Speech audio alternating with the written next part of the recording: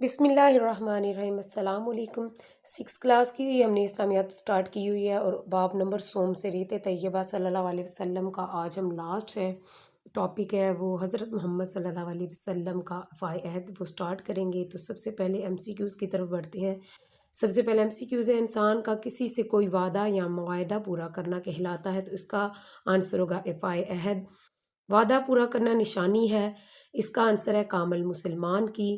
Next ہے حدیث نبوی صلی اللہ علیہ وسلم کے مطابق وعدہ خلافی کرنا نشانی ہے، اس کا آنسر ہے منافقین کی۔ نیکسٹ ہے غزوہ بدر کے موقع پر مشرکین مکہ نے گرفتار کر لیا تھا، تو اس کا آنسر ہے حضرت حذیفہ رضی اللہ تعالیٰ عنہ کو۔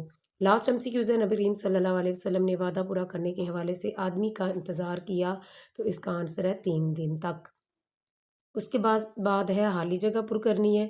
سب سے پہلے ہے وعدہ پورا کرنا ہمارے دین کا ڈیش ہے، تو اس کا آپ آنسر لکھیں گے دین کا حکم ہے۔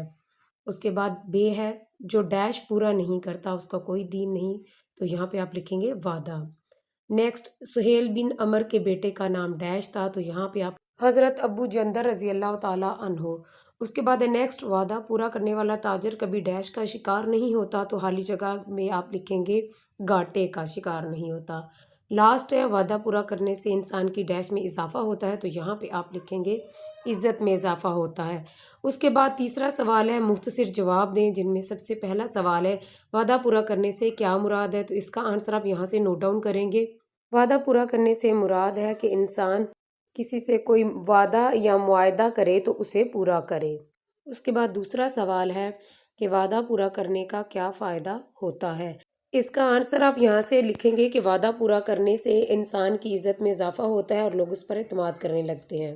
اس کے بعد یہ 3 کوشچن ہیں لاسٹ میں جو آپ کو میں بتا دیتی ہوں، غور سے دیکھ لیں اور 1 بائی 1 کر کے ان کے میں آنسر آپ کو بتاتی ہوں۔ پہلا ہے وعدہ پورا کرنے کی اہمیت پر ایک آیت مبارکہ کا ترجمہ لکھیں، پھر حدیث مبارکہ کا ترجمہ ہے، اور اس کے بعد منافقین کی 3 نشانیاں کون سی ہیں۔ یہ 3 کوشچنس ہیں جن کے آنسر میں آپ کو 1 بائی 1 دوں گی۔ تو سب سے پہلے ہے وعدہ پورا کرنے والا، تو اس کا آنسر آپ یہاں سے لکھیں گے اور عہد کو پورا کرو بے شک عہد کے بارے میں پوچھا جائے گا، یہاں تک آپ نے لکھنا ہے۔ پھر اس کے بعد ہے حدیث ہے، تو حدیث آپ لکھیں گے نبی کریم صلی اللہ علیہ وسلم نے وعدہ پورا کرنے کی تاکید کرتے ہوئے فرمایا، یہاں سے سٹارٹ کریں گے جو وعدہ پورا نہیں کرتا اس کا کوئی دین نہیں ہے۔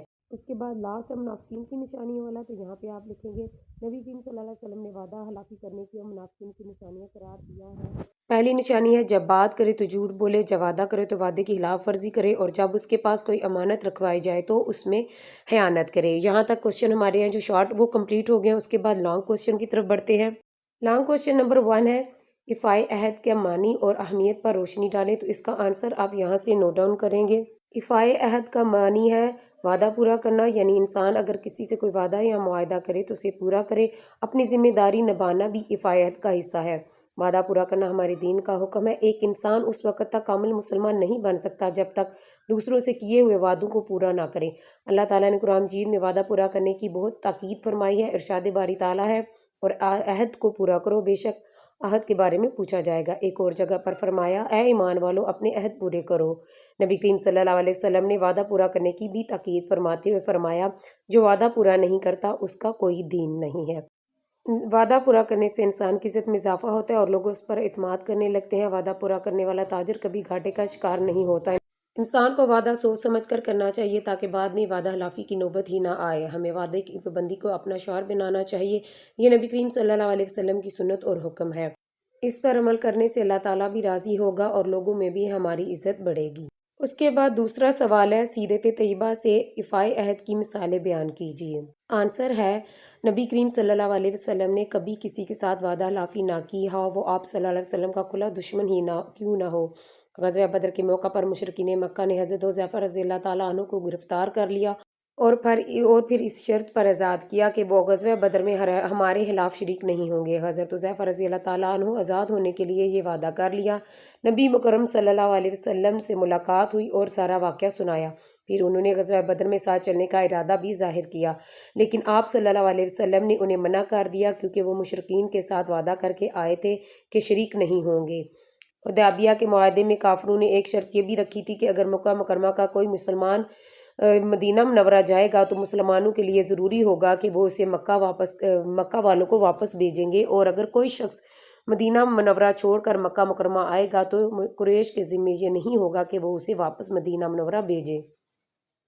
یہ شرط بھی مسلمانوں کے لیے بہت تکلیف دہ تھی، اور اس وجہ سے وہ یہ چاہتے تھے کہ ان شرائط کو قبول کرنے کے بجائے ان کافروں سے بھی ایک معاہدہ فیصلہ کن معرکہ ہو جائے۔ ابھی معاہدہ حدیبیہ لکھا جا رہا تھا کہ قریش مکہ کے نمائندے سہیل بن عمر کے اپنے بیٹے حضرت ابو جندل رضی اللہ تعالیٰ عنہ جو مسلمان ہو چکے تھے، کسی طرح قریش کی قید سے نکل کر نبی کریم صلی اللہ علیہ وسلم کے پاس پہنچ گئے۔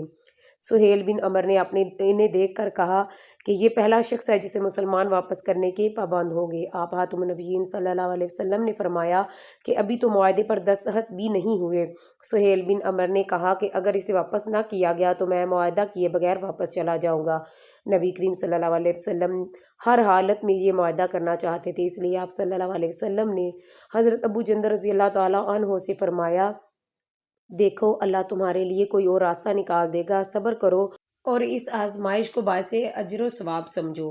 ہم نے قریش سے معاہدہ کر لیا ہے، اب ہم اپنے وعدے کو نہیں توڑ سکتے۔ یہاں تک کوشچن نمبر 2 کا آنسر لگانے کے بعد ہمارے جو ہے وہ کوشچن کمپلیٹ ہو گئے ہیں۔ اس کے ساتھ آج کا ٹاپک بھی ہمارا کمپلیٹ ہو گیا ہے۔ میری آپ لوگوں کے لیے یہی دعا ہے، اللہ تعالیٰ سے میں دعا کرتی ہوں کہ اللہ تعالیٰ آپ کو زندگی کے ہر امتحان میں کامیاب کرے اور زندگی کے کسی موڑ پہ آپ کو کبھی کوئی دکھ نہ آئے۔ آپ بھی مجھے اپنی دعا میں یاد رکھیں۔ اللہ حافظ۔